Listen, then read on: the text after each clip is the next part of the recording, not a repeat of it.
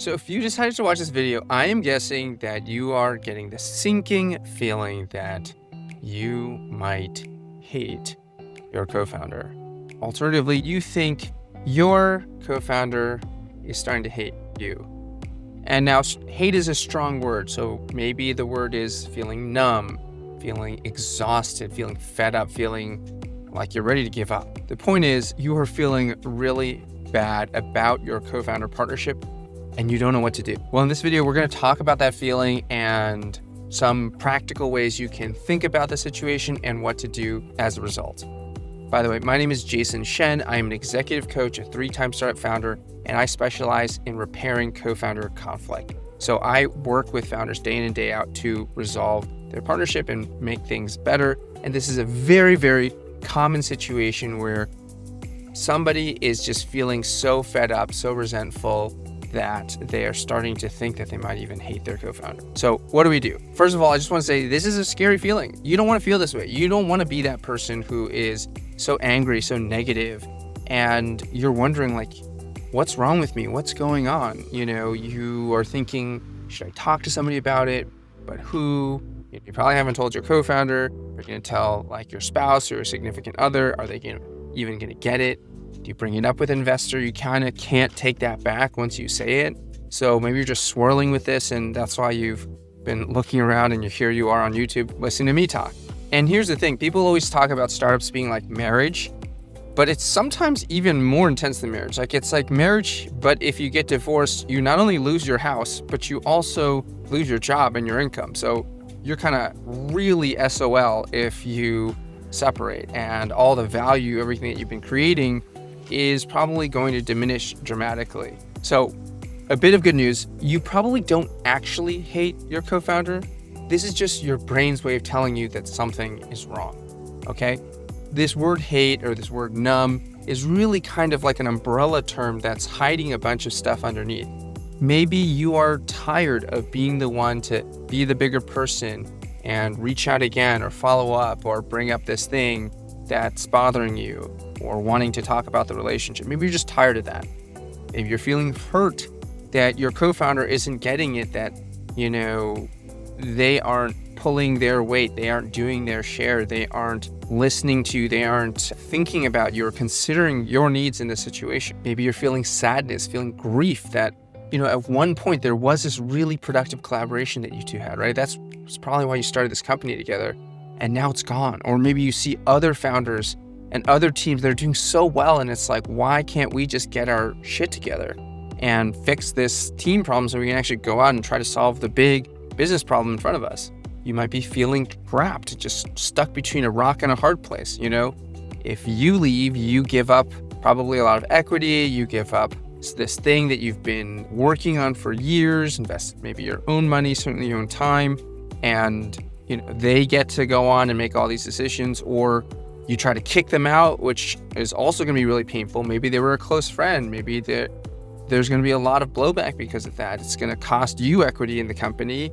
And, you know, it might not even be possible depending on how your equity and your governance is set up. And maybe, just maybe, you're also wondering, am I the problem? Am I the reason why this is all going on? Maybe it's not them at all, and it's really just me. And that's a kind of scary thought because, you know, we all like to think of ourselves as like good, competent people, but if you are really the problem, what does that say about you, right? So all of this is kind of hiding under the umbrella of this term hate. So look, this is the big reframe. Feelings are not facts, but feelings are useful information.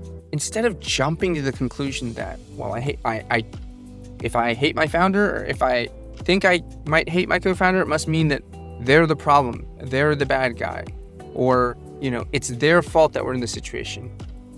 And don't also just kind of like paper it over and say, well, you know, I'm probably just being unfair. It's not that big of a deal, really.